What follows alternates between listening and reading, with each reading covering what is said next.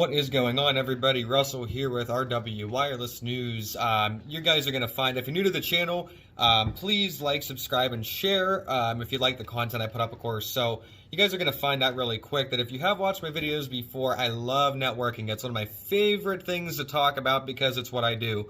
And I have a good article for you guys that a PC Mag just came out, actually. Title was Verizon C-Band already boosting speeds nationwide. So if you guys didn't know, or if you have heard recently, Verizon did not too long ago turn on C-Band. AT&T did the same thing in 46 out of the 50 top PEAs in the United States. So what this means is there's finally competition for T-Mobile, because T-Mobile has had their mid-band 5G on for a good while now. And that has been their bread and butter. That's been the foot of their advertising.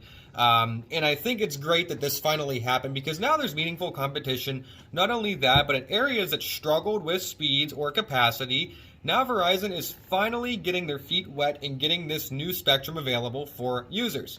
So what this article talks about is basically the results from Ookla in their metrics of what they've measured so far in their testing nationwide.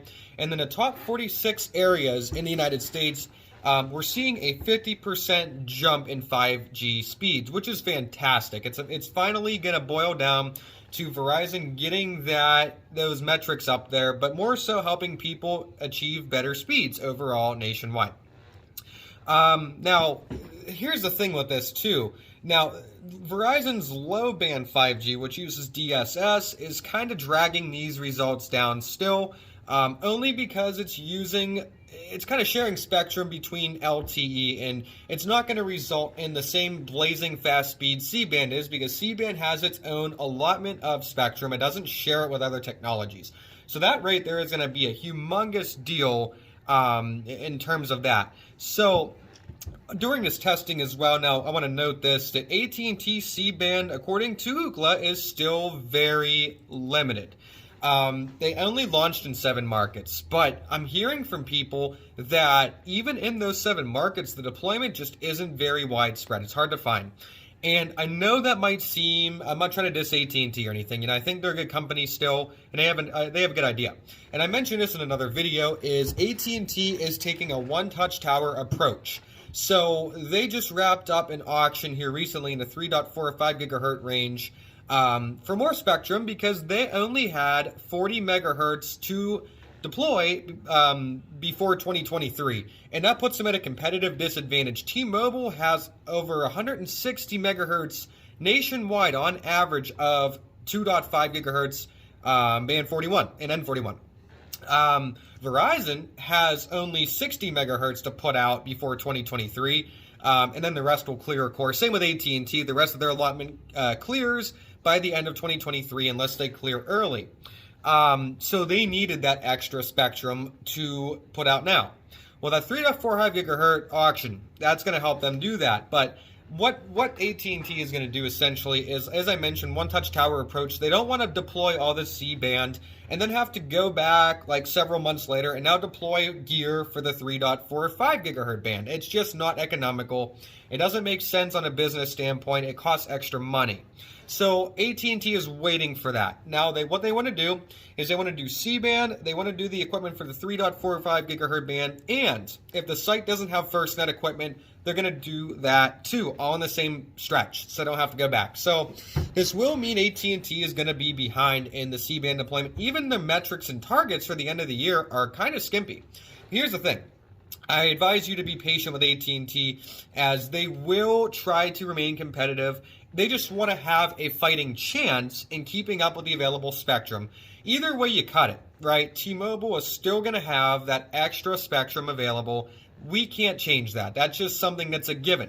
I think how Verizon and AT&T conquer that whole thing and combat that whole thing from T-Mobile is they optimize their sites better. They might do more backhaul, and we all know T-Mobile hasn't really wanted to do that yet. Now, I'm not saying they haven't, but T-Mobile has just kind of dragged their feet in upgrading their backhaul, and I think that's limiting the N41 signal from being what it really can be. I've seen optimized sites. I know they can go up to a gigabit, if not more than that. It's very possible.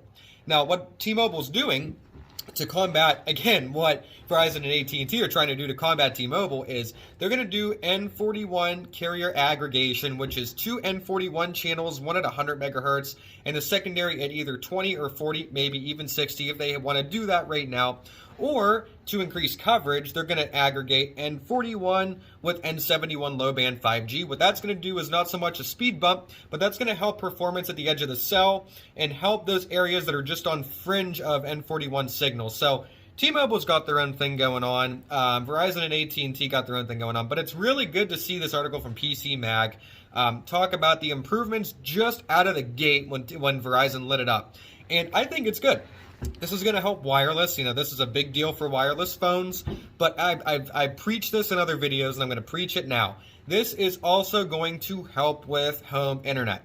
Now ultra-wideband home internet is available in a ton more places, and the consistency you'll see on this is fantastic. And as Verizon puts more sites up and densifies, their C-band holdings, that is going to be an even bigger deal. Now, I want to say this article with a grain of salt from PC Mag, showing 50% speed bump is great. One thing I want to let you know about, and it's going to happen because it's happening on N41 with T-Mobile. These speeds will slow down. Now, obviously, there's a lot more capacity to play with here, but this is still relatively new. So as more users get on the network, as more people are getting on this 5G technology, it's now being turned on, it's notorious going to slow down. Happened with 4G, when it first came out, super fast. To our standards, and 3G was dinosaur slow, and you get 4G, which was like 10 to 20 times better. Yeah, anything's better than 3G. But we're just spoiled rotten with all of these insanely fast speeds wherever you go, basically, right? So it's going to slow down, and again, two things will help that. Densification will help that when they light more sites up, and when the rest of the available C-band spectrum is available in late 2023, or maybe sooner, who knows, that's going to help even more. The other thing I want to point out too, and again, just kind of going back to AT&T, they're not on the map yet. And I almost don't want to talk about AT&T yet because I want to give these guys a chance to actually compete. And when they integrate their 3.45 gigahertz spectrum with their C-band and they put that all in the tower, then maybe we can have a little more to talk about here with AT&T. But for now, we're just going to drop AT&T. Just know that they're going to do their best to catch up. They're going to integrate their spectrum. Just be patient with them. Something with Verizon, though, is because this is such a new technology, not every Verizon site is delivering the same consistency. And there's other channels like the Tech Extremist and Sneed Mobile Tech. They have reported on this too. These sites are not fully optimized yet, and they, in time, will be. The engineers are working on this. This is something that they're going to be working on a site-by-site basis and a day-by-day basis. So keep them, kind of be patient with those guys too. If you're in an area where ultra-wideband was just enabled and you're not getting the best speeds, don't worry about that. And this is kind of the nooks and crannies you're going to find in whenever a new tech is deployed and turned on. It's normal. So just keep an eye out, guys. I love seeing these articles come out of PC Mag and other people. So if you like what you see here, if you like the content, please like, share, and subscribe. I will leave the link to this article in the description below. Guys, once again, thank you for joining RW Wireless News, and you all have a good day.